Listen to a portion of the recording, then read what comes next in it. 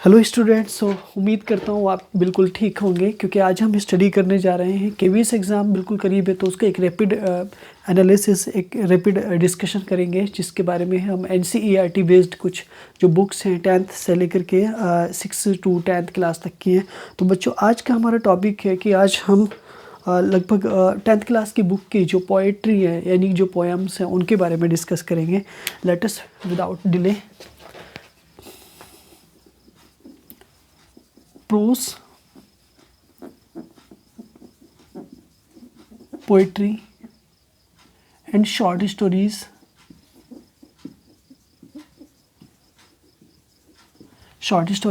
Dear students, NCERT के according हमारे यहाँ पर prose, poetry and short stories है क्लास 9th एंड 10th में, क्लास 9th और 10th में। इसके बाद अगर आप जाएंगे तो 8th, 7th, 6th स्टैंडर्ड की जितनी भी हमारी एनसीईआरटी है हमें बिल्कुल वहाँ से क्वेश्चंस मिलेंगे, इज़ राइट ना। बट हमें स्टडी तो करना ही है। तो आज मैं बात करूँगा डियर स्टूडेंट्स 10th क्लास की कुछ पोएम्स की, और 10th क्लास की कुछ पोएम्स, जितनी भी पोएम्स हैं उनके बारे में आज मैं आपसे डिस्कस करने जा रहा हूँ। नेक्स्ट, पहली पोएम है डियर स्टूडेंट्स आपकी कि पहली पोएम के अंदर हमें बताया गया है कि dust of snow, dust of snow. And the second poem आपकी सिलेबस में है fire and ice, fire and ice. और ये दोनों ही पोएम जो लिखी है ना डियर स्टूडेंट्स, वो लिखी है रॉबर्ट फ्रॉस्ट जी ने।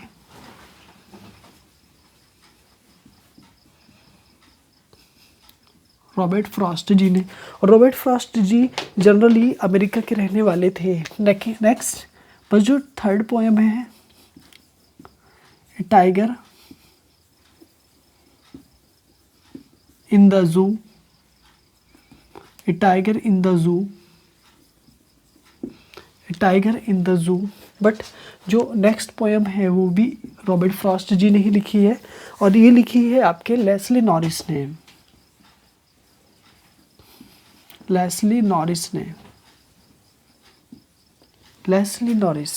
तो ये बच्चों आपकी जो सेकंड थर्ड पोएम हो गई। हमने सीख लिया कि यहाँ पर first, second and third. Number 4 आपकी how to tell wild animals,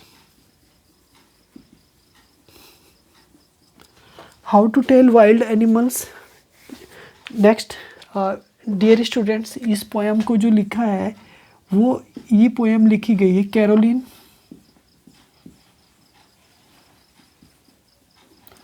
Caroline Wales के द्वारा। एक तरह से कैरोलिन वेल्स ने इस पोएम को लिखा है डियर स्टूडेंट्स। तो ये poem number 5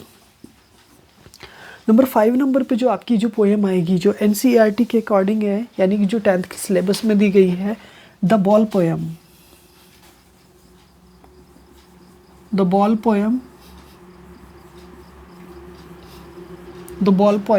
but the ball poem को जो लिखा है वो लिखा है जॉन बेरीमैन ने।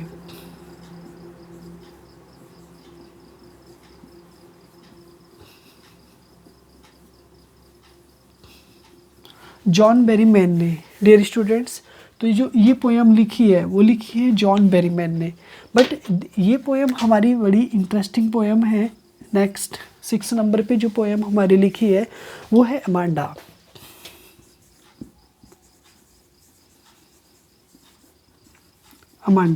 नेक्स्ट, और ये पोएम बड़ी ही मतलब एक अच्छी पोएम है, एक बच्ची की स्टोरी है जिसमें, और ये पोएम लिखी है रॉबिन लिन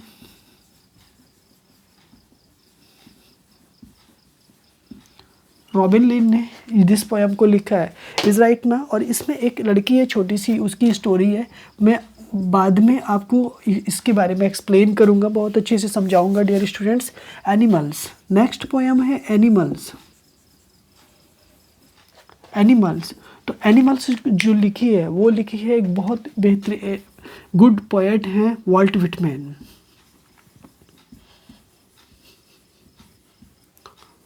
वॉल्ट व्हिटमैन जी ने लिखी है। और वॉल्ट व्हिटमैन जी अमेरिका के एक महान पोएट थे, ठीक है, एक महान पोएट थे वॉल्ट व्हिटमैन। उन्होंने ही अब्राहम लिंकन की एक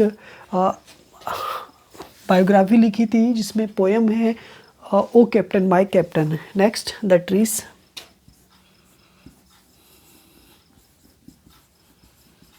द ट्रीज अगली पोएम है डियर स्टूडेंट द ट्रीज। और ट्रीज एक पोएम को लिखा है एड्रिच, एक तरह से एड्रेना रिच ने।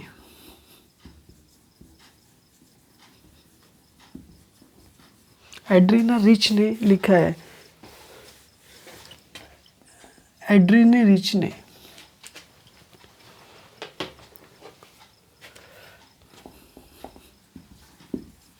एड्रीना रिच ने लिखा है डियर स्टूडेंट्स, यानी द ट्रीज जो पोएम लिखी है वो लिखी है एड्रीना रिच ने। और this poem is very important है क्योंकि यहाँ पर हमें पेड़ों के बारे में बताया गया है। एक लेंथी पोएम है। बट नेक्स्ट है फॉग।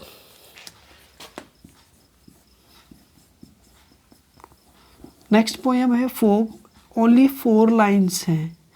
फॉग ओनली 4 लाइन्स है और इस पोएम को लिखा है डियर स्टूडेंट्स आपके कार्ल सैंडबर्ग ने।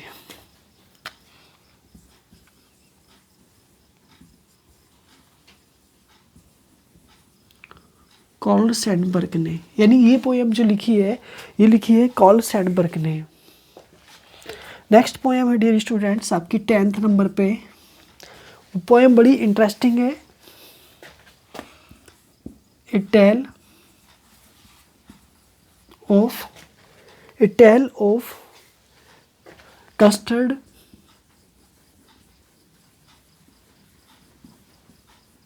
The dragon. द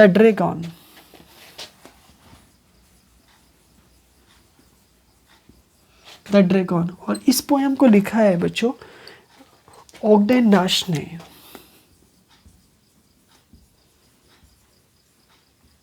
ओगडेन नाश ने इस बेहतरीन पोएम को लिखा है। नेक्स्ट है dear students for Anne Gregory 11th number पे।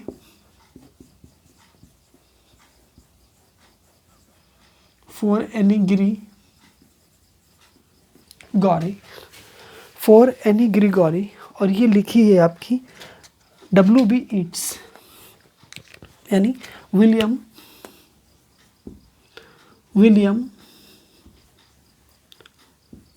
बटलर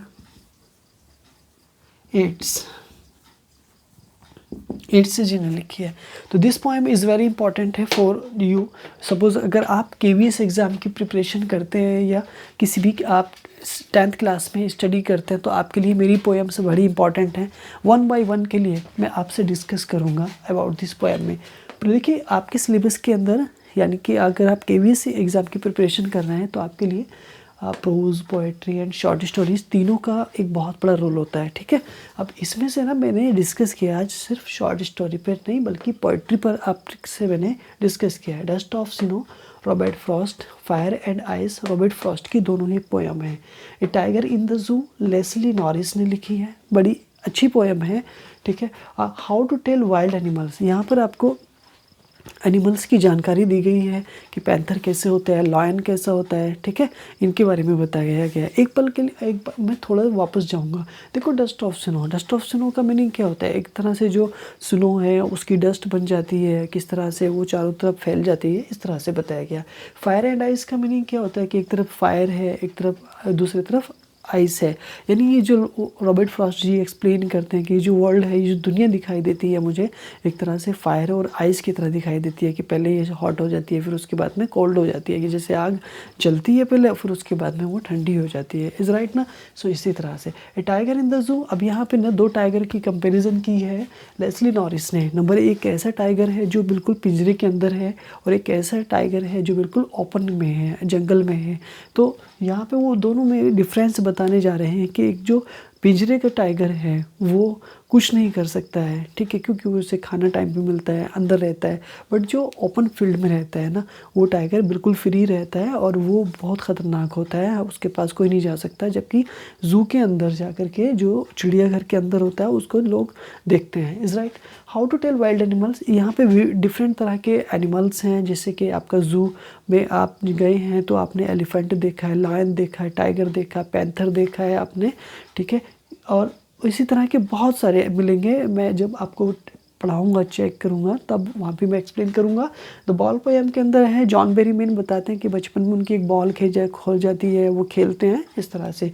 अमांडा एक लड़की है छोटी सी, जो अपने अक्सर मदर के द्वारा एक तरह से वो परेशान हो जाती है। उसकी मम्मी उसको एडवाइस देती है कि अमांडा तुम ये सब क्या करती हो, कभी कंधे के लिए, कभी नेल्स के लिए, कभी बातों के लिए, वो डिफरेंट तरह से बोलती है। यहाँ पर एनिमल्स एक तरह से जानवर हैं, जो जानवर इंसानों से यहाँ पर वॉल्ट व्हिटमैन जी ने बेहतर बताया है। क्यों? क्योंकि एनिमल्स कभी कंप्लेन नहीं करते, कभी शिकायत नहीं करते, वो जैसे भी हैं खुश रहते हैं अपनी ज़िंदगी के अंदर। वो कभी अपने पूर्वजों के बारे में नहीं बताते हैं, एक्सप्लेन नहीं करते हैं कि उनके फॉरफादर्स ऐसे थे। वो कभी अपनी बड़ाई नहीं करते हैं, कभी अपनी ताकत की बड़ाई नहीं करते हैं, कभी दूसरे की ताकत की बड़ाई नहीं करते हैं। वो कभी झुकते नहीं हैं दूसरे लोगों के सामने आसानी के साथ, जैसे इंसान झुक जाता है। द ट्रीज़ के बारे में एक लेंथी पोएम है बच्चों। ट्रीज़ के बारे में भी हम डिस्कस करेंगे, क्योंकि बहुत सारे पेड़ों के बारे में वो हमें बताते हैं कि व्हाट इज़ द ट्रीज़ है। ट्रीज़ हमें क्या क्या फॉग का मतलब एक तरह से ना कोहरा होता है। जैसे अब सर्दियाँ विंटर चल रही हैं, इस टाइम पे कोहरा आ रहा है, तो कोहरा शहरों के अंदर आराम आराम से बैठ जाता है, ऐसे बैठ जाता है जैसे कैट बैठ जाता है। तो फॉग की जो कंपैरिजन की गई है वो कैट से की गई है। A tale of Custard the dragon के बारे में बताया गया है बच्चों, ठीक है। ऑगडन नाश ने और for Anne Gregory William Butler Yeats, एक बड़े आयरिश पोएट हैं विलियम बटलर येट्स की एक अच्छी सी पोएम है। तो इन सभी को हम स्टडी करेंगे अपने सिलेबस में हम स्टडी करेंगे डियर स्टूडेंट्स। तो सभी आप इनको देखते रहिए, एक बार रिवाइज कर लो।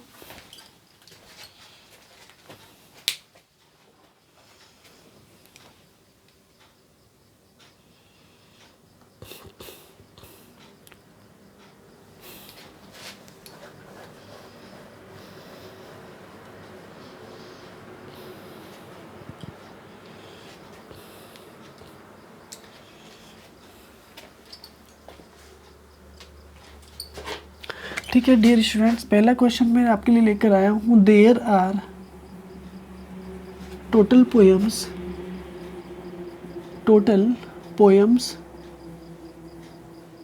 Poems here. ऑप्शन ए है आपका 10, ऑप्शन बी है आपका 11, ऑप्शन सी है आपका 12 एंड ऑप्शन सी है 13। नंबर सेकेंड क्वेश्चन है बच्चों, Robert Frost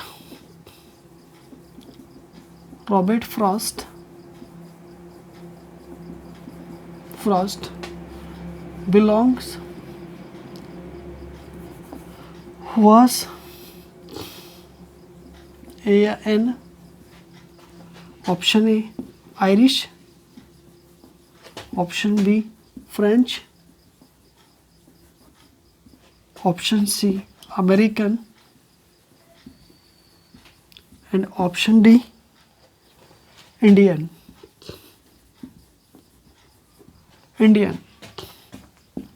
Amanda is a